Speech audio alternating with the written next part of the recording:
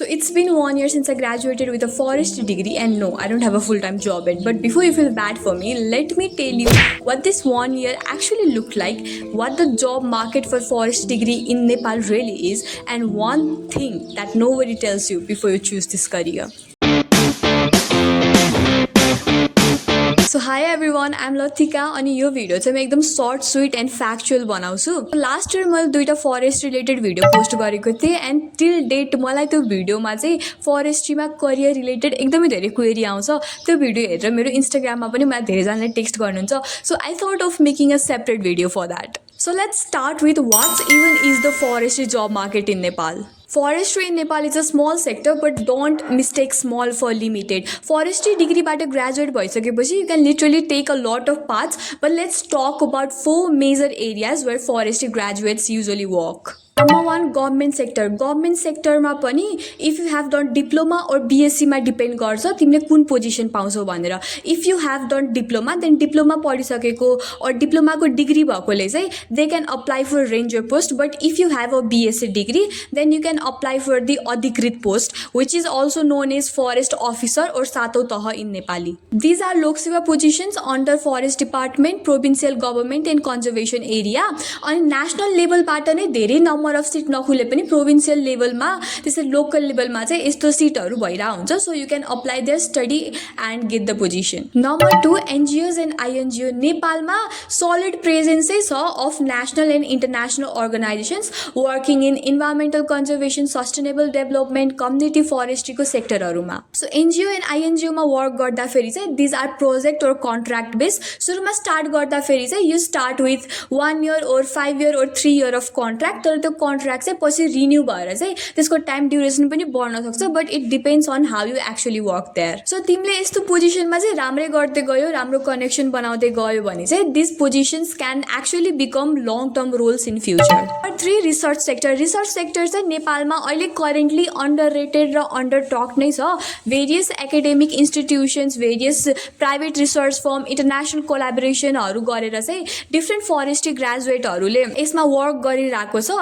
And I have also chosen this path in the past and I'm also working remotely currently.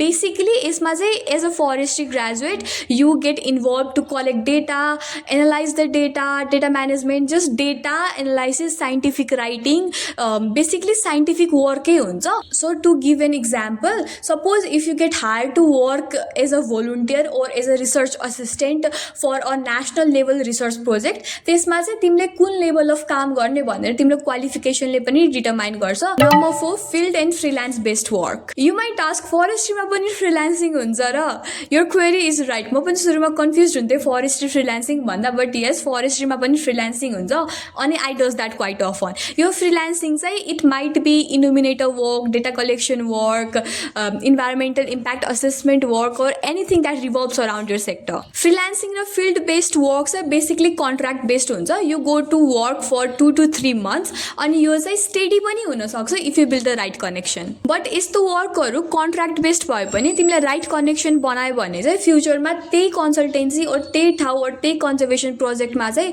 पछि further पनि त्यस्तै opportunity आयो भने they remember you. अनि यो चाहिँ अलिकति स्टेडी हुनसक्छ, but it's not completely sure कि त्यो स्टेडी हुन्छ कि नै, but you just can hope it would be and you just need to build right connection. So the question, is there scope in forestry? So yes, there is scope. The gap is in knowing and looking for what you actually want and where you see yourself in the future. Now let's talk about something everybody wants to know. Salary. Number 1, for forest officer or Adhikrit in government sector, roughly say about 50,000 base salary हुन्छ, plus added incentives and allowances पनि हुन्छ. यो incentive र allowances चाहिँ basic government rule अनुसार नै तय हुन्छ. सर्टेन डेज तिमी फिल्डमा गयो भने त्यो फिल्डको चाहिँ DSA आउँछ, which is daily allowances. And this is a stable permanent position with government benefits like food, accommodation, cover, etc. Not bad actually. Number 2, for NGOs and INGO, यो चाहिँ basically organization अनुसार नै डिपेन्ड गर्छ.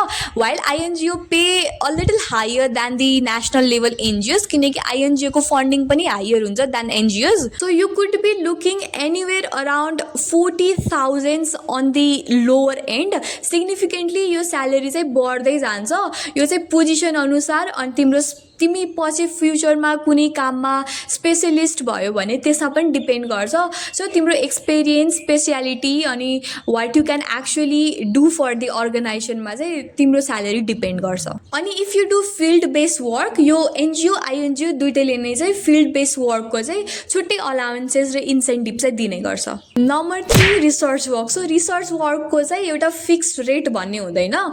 Talking about my personal experience, एउटा 1 महिनाको काम जतिको लागि चाहिँ I would get paid around 30,000 rupees for a research. त्यो चाहिँ 1 मन्थ स्यालेरी होइन कि, यो research in a certain deadline सक्नुपर्नेछ र त्यो एन्टायर कामको चाहिँ यति हुन्छ इन्सेन्टिभ भनेर चाहिँ सुरुमै छुट्याइएको हुन्छ.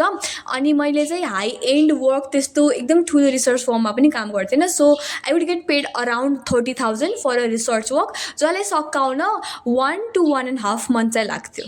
अनि यो चाहिँ वान फ्ल्याट रेट होइन, यो चाहिँ डिफ्रेन्ट वर्कको लागि डिफ्रेन्ट रेट हुन्छ. Suppose if you're doing data analysis then you'd get paid around 10,000 for basic analysis. Research note preparation गऱ्यो भने चाहिँ I would get paid around 5 to 7,000. So it totally depends on the complexity and the funding of the organisation. Number 4, freelancing, consultation work and field work. यो चाहिँ totally depends on what is asked from you, how long you work for, अनि तिमी कहाँ गएर काम गरिरहेको छौ, कस्तो कम्प्लेक्स ठाउँमा गछौ कि इजी ठाउँमा गछौ कि तिमीले के काम गर्नुपर्नेछ भनेर, यो चाहिँ टोटली त्यसैमा डिपेन्ड गर्छ. I have heard people earn around 1,500 Nepali rupees to 6,000 Nepali rupees on a single day. यो डेली अलाउन्सेस और डेली इन्सेन्टिभ चाहिँ totally depends on what is asked from you. If तिमीलाई जेनरली एउटा ठाउँमा गएर सर्वे मात्रै गर्न छ भने त्यसको पे अलिकति लोवर हुनसक्छ, बट त्यो सर्वे गरेर तिमीलाई डेटा एनालाइसिस पनि गर्नु छ, जिआइएस म्यापिङ पनि बनाउनु छ, अनि अरू टेक्निकल वर्क पनि गर्नु छ भने अलिक हायर पनि हुन्छ. Just as I said 6,000 rupees, but it's just a number. यो चाहिँ डिफ्रेन्सिएटै हुन्छ ठाउँ अनुसार, कन्सल्टेन्सी अनुसार and where you're working. So स्यालेरीको कुरै गर्दाखेरि economically honest truth, the pay is not high according to global standards. तर इफ तिमी अलिकति स्ट्राटेजिक भएर सुरु आफ्नो अर्ली करियरदेखि नै चाहिँ रोलहरू कम्बाइन गरेर काम गर्छौ भने it is entirely livable. 1 year post graduation, what I have learned honestly is one job is never enough. You need to work at least 2 or 3 to survive in this economy for now. And from survival, I'm not solely talking about surviving. I'm talking about savings, things you want to purchase, some luxury items, some basic items, something like that. So let's talk about my post-graduation experience. And this part is completely my personal opinion. यो चाहिँ मैले हजुरहरूलाई यस्तो गर्नुस्, मैले गरेको छु त्यही भएर हजुरले पनि गर्नुस् भनेर मैले त्यसरी भने होइन. So just after I graduated there were a lot of government position opening in Sudurpashchim Pradesh. अनि त्यसपछि blindly I filled the form for the examination. I paid the fees for studying and I wasted my money there किनकि मैले एक हप्तापछि त्यो पढ्दै पढिनँ. Because on a random Tuesday I sat on my desk and realized a government position would always tie me to one place, one desk, and that is never what I ever wanted. Working continuously every day on a single routine is not what I want currently. Well, not it. Of course, I'll want stability by end of my career. Tara, always until my knees are working, until I'm young, dumb and broke, I want to explore the world. I want to explore a lot of job opportunities that I still have, rather than just spending my life entirely on a government position. It totally depends on perspective of people. On your कुरा सुनेर you might think, Latika Didi, you might be privileged. But let me tell you, I'm not. I definitely want to work, but not at the cost of my 20s sticking to a single routine. So I started looking for flexible positions. And the flexible position, खोज्दै I found remote work, like remote research assistant ko work. While I was still figuring life out, मलाई थाहा थिएन what I was doing, where I was going. I just wanted to earn something while also having flexible routine. And I was happy with it, but eventually I realized कि no, this is not going to work. So now I'm either looking for fully funded scholarship or full-time job. And from my personal experience, I can confidently say that तिमीले gap चाहिँ लिनै पर्छ. इदर त्यो एक हप्ताको gap हुन्छ, एक महिनाको ग्याप हुन्छ, और एकै वर्षको ग्याप हुन्छ, to understand what you actually want in this field, where you see yourself in this field. किनकि एकदमै कन्फ्युजिङ हुन्छ कि फरेस्ट्री. मान्छेले धेरै यो फिल्डको बारेमा कुरा गरिरहेको पनि हुँदैन, अनि इन्टरनेटमा यसको बारेमा धेरै वेग ओपिनियन दिने मान्छेहरू पनि छैनन् कि. So let's finally talk about should you pursue forestry or not. So forestry भनिसकेपछि it is not a glamorous degree. एउटा डेस्कमा बसेर एन्टायर एउटा रुटिन फलो गरेर गर्ने काम पनि हुँदैन यो डिग्रीमा. It's different if you switch the path. तर फरेस्ट्रीमै सोल्ली तिमी कोर फरेस्ट्रीमा काम गर्छौ भनेपछि it is not glamorous. So the main thing is जसले चाहिँ फरेस्ट्रीमा एकदमै इन्ट्रेस्ट भएर फरेस्ट्रीमा फेसिनेसन भएर चाहिँ यो डिग्री लिएको हुन्छ, they will find a way. मसँगै ग्रेजुएट भएको धेरैजना have got into government position, have got jobs in INGOs and NGOs, are doing researches, are studying in Nepal, are studying abroad, got scholarship, and they are doing great. तर जसलाई चाहिँ सुरुदेखि नै confusion थियो म यो डिग्री लिम कि नलिम, अनि यो डिग्री चाहिँ एउटा फ्यामिलीको प्रेसरमा, फ्रेन्ड्सको प्रेसरमा आएर, और अलिकति हेर्दाखेरि ग्ल्यामरस जस्तो लाएर घुम्न पाइन्छ भनेर लिएको छ नि जसले, they are still confuse. Graduate भइसकेपछि पनि कन्फ्युज हुन्छन्, ग्रेजुएट नहुँदै पनि कन्फ्युज हुन्छन्, अनि त्यो सर्कल घुम्दै घुम्दै घुम्दै घुम्दै फेरि त्यही पोइन्टमा पुग्छ. अनि a lot of them are struggling. यो सेक्टरमा जब नभएर होइन कि मान्छेभित्र मोटिभेसन नभएर चाहिँ त्यो स्ट्रगल भइरहेको हुन्छ के. सो लास्टमा मेरो अनेस्ट एडभाइस के हो भनेपछि, फरेस्ट्री चुज गर्नु छ भने you need to have confidence within yourself, confidence to talk with people, confidence to go out more often, confidence to work independently. अनि त्यो कन्फिडेन्स चाहिँ त्यो काममा मात्रै सीमित नभएर सुरुदेखि नै म यो फिल्डमा केही न केही त गर्छु भनेर त्यो कन्फिडेन्स छ भने पनि you will actually do great in this field. धेरै मान्छेले धेरै कुरा भनिरहेको हुन्छ यो फिल्डमा करियर छैन, यो फिल्ड स्टेबल छैन, and anything like that. Ignore the noise, don't listen to people, यो इभन फ्यामिली, यो क्लासमेट्स, यो ब्याचमेट्स. इफ तिमी कन्फिडेन्ट छौ, इफ तिमीलाई थाहा छ जब सेक्टर कस्तो छ, इफ तिमीलाई थाहा छ तिमी केमा काम गर्न चाहन्छौ भनेपछि you will actually do it. Scope is there, the jobs are there, you just have to be strategic and work more consistently.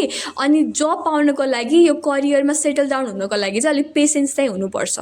So if this video helped you even a little bit, don't forget to like the like button, subscribe to my channel. किनकि फ्युचरमा if यस्तै क्वेरीहरू मलाई आइराख्यो भने चाहिँ forest related म obviously अरू पनि video post गर्नेछु. अनि मैले फरेस्ट रिलेटेड फिल्ड वर्कको भिडियो पनि पोस्ट गरेको छु recently. Don't forget to watch that as well. Bye.